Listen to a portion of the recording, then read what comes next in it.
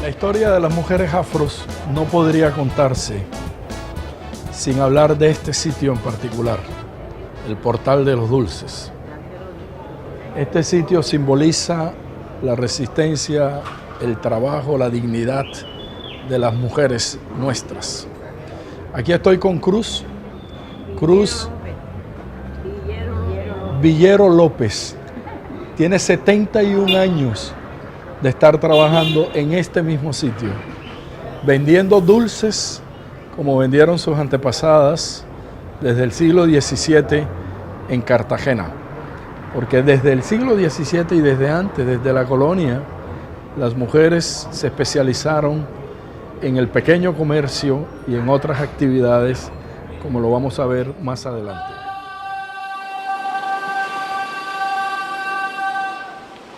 Antes del descubrimiento de América, la población femenina de las sociedades africanas que llegaron a nuestro Caribe disfrutaban en la mayoría de ellas de un rol económico central, tanto en la agricultura como en la producción textil, principalmente en las zonas de África Occidental.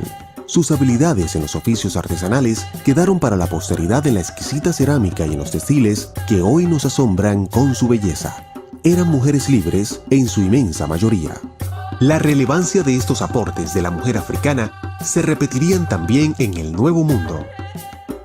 Tenemos que pensar en las estructuras familiares de los afrodescendientes, en los cuales las mujeres tenían que jugar un papel fundamental por la falta frecuente de presencia masculina o por motivos de reclutamiento en los ejércitos, por la falta de ganancias de los hombres, por las discriminaciones en el mercado de trabajo, etc. Así que en todos los países de América Latina, tanto como en Estados Unidos, tanto como en el Caribe, el papel de la mujer negra en las familias es fundamental. Su papel en la economía, trabajando en el periodo colonial y siglo XIX, y todavía en el siglo XX y hasta hoy en el servicio doméstico, en el comercio menor. Estudios señalan que durante la colonia, la presencia de las mujeres en los barcos negreros significó la tercera parte de la mercancía y piezas de indias, como se les denominaba. Otras investigaciones indican que su presencia fue mucho mayor de lo que tradicionalmente se creía, pues las cifras oficiales no contemplaron el ingreso de niñas y adultas a través del contrabando por el Caribe antillano. Al igual que en Cartagena, la mujer africana tuvo un papel central en el resto del Caribe. Las mujeres afrodescendientes jugaron un papel importante en la isla de Cuba desde el propio momento en que se estableció la colonia. Lo que pasa es que el papel de estas mujeres fue variando en el transcurso de los siglos. En los primeros siglos coloniales, específicamente entre los siglos XV y XVIII, el papel de las mujeres estuvo fundamentalmente más visible en las actividades económicas que se desempeñaron en las ciudades. Ellas fueron dueñas de tabernas, de fondas, de hospedería. Eran mujeres que muy prontamente se preocuparon por hacerse libres, por liberar a sus familias y por tener un avance social que se reflejara en el desarrollo de la sociedad. De hecho, uno puede notar en las actas del Cabildo, que era la máxima autoridad de la isla en ese momento, que las mujeres tenían un importante desempeño social y económico. Incluso eso llegó a preocupar tanto a las autoridades coloniales que desde el propio siglo XVI empezaron a tomar medidas para restringir su avance económico y social. En la provincia de Cartagena fue constante la proporción de 1/3 de mujeres por 2 de varones en los sitios de trabajo dispuestos para la población africana. En 1698, por ejemplo, de los 1027 esclavizados que arribaron a Cartagena, 394 eran mujeres, y en el año siguiente, de los 608, solo 186 eran mujeres.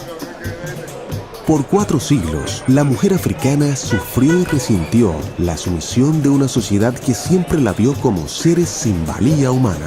La tragedia de su esclavización se recrudecía con la pérdida de sus hijos, quienes al momento de nacer ya eran considerados esclavos y mercancía disponible para vender. Su capacidad de resistencia fue tan fuerte y constante como la de los esclavizados, y se manifestó tanto en los palenques como en las formas más sutiles. Desde su llegada, los bozales africanos y sus hijos nacidos en Nueva Granada mantuvieron una estrecha relación con la naturaleza, herencia de sus ancestros africanos. Sus saberes sobre el mundo vegetal y animal serían transmitidos especialmente por sus mujeres a las futuras generaciones y usados para su adaptación y sobrevivencia en el nuevo mundo al que se les forzó a venir en las condiciones más terribles. En todo el Caribe, la mujer africana se destacó en el desempeño de ciertas actividades. Las mujeres también se desarrollaron mucho en el ámbito de la salud, porque ellas fueron principalmente comadronas. Las comadronas que en todos los sectores sociales atendían todo lo que tenía que ver con la maternidad de las mujeres, ellas fueran libres o esclavas, y de todas las clases sociales, hasta que el propio desarrollo de la medicina las fue desplazando, fueron las comadronas. Y aún cuando muchos intelectuales lograron hacerse médicos, ya a mediados del siglo XVII, XVIII, XIX, a nivel popular, ellas eran fundamentalmente las que se desempeñaban en eso. Además, como ellas ampliamente conocidas, ellas fueron portadoras de una cultura en el sentido más amplio del término, desde el punto de vista religioso, desde el punto de vista de las tradiciones en el vestuario, en las maneras de hablar, en las distintas recetas para cocinar. Y también, ya cuando vemos que avanza un poco el siglo XIX, la mujer se va a vincular al ámbito de la política. Un campo fascinante, en el que las mujeres hicieron uso de la sabiduría adquirida en tierras africanas y transmitida creativamente en tierras americanas, fue en el arte de curar los males del cuerpo y los del alma. En Cartagena se registró el caso de Paula de Aguiluz, una mujer de origen africano, experta en el arte del bien querer y los conjuros apropiados destinados a curar los males del alma. Para las autoridades eclesiásticas, este delito contra la fe suponía pactos con el demonio. Para la iglesia, Paula era una hereje que practicaba sus rituales y enseñaba a las blancas, convirtiéndose en maestra por excelencia de brujas blancas y madrina de brujas negras, mulatas, cuarteronas, zambas y hasta mestizas. Las mujeres africanas se dedicaban en las zonas urbanas a una gran variedad de oficios como esclavas y libres. Uno de los más importantes era el de vendedoras en las calles y plazas de Cartagena. Vendían muchas cosas, especialmente frutos de la tierra, dulces y comidas. Trabajaron también las esclavizadas en el servicio doméstico de las casas. Hicieron de parteras y de nanas de leche o nodrizas que criaban a los hijos de los amos y fueron a las tabernas a servir a los hombres que llegaban en las grandes flotas y en los barcos de registro. En las zonas rurales, trabajaron hombro a hombro con los esclavizados de las haciendas azucareras y ganaderas. En las minas de oro, hicieron parte de las cuadrillas de esclavos que día tras día buscaban el preciado metal. Al igual que en las provincias del Pacífico, en la costa caribe colombiana, en la antigua provincia de Cartagena, las esclavizadas se desempeñaron aún en los más terribles oficios, tanto en las haciendas como en las minas.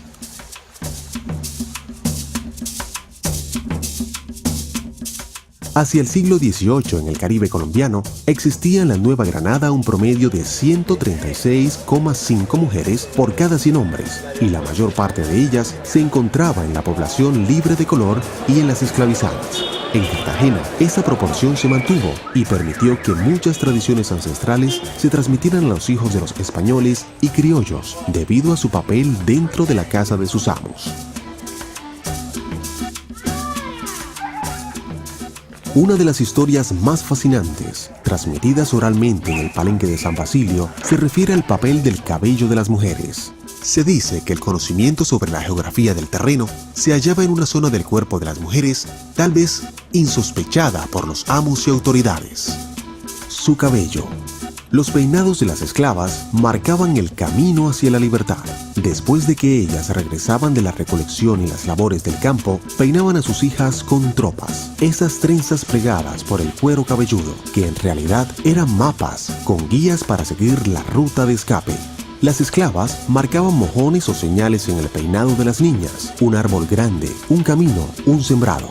Las trenzas servían también para establecer sitios de encuentro. Los mapas comenzaban en la frente y se iban adentrando hasta la nuca. Después de que los esclavos obtuvieron la libertad, los peinados seguían contando la historia para mostrar lo que pasaba en las minas o en el sembrado. Allí ocultaban pepitas de oro escarbadas en las minas y también escondieron semillas que sembrarían en lo que sería su pueblo, garantizando de esta forma la seguridad alimentaria para su comunidad. En toda América encontramos nombres de mujeres afrodescendientes que destacaron por su contribución a la sociedad de su tiempo. La mujer jugó en ese proceso independentista un papel muy clave.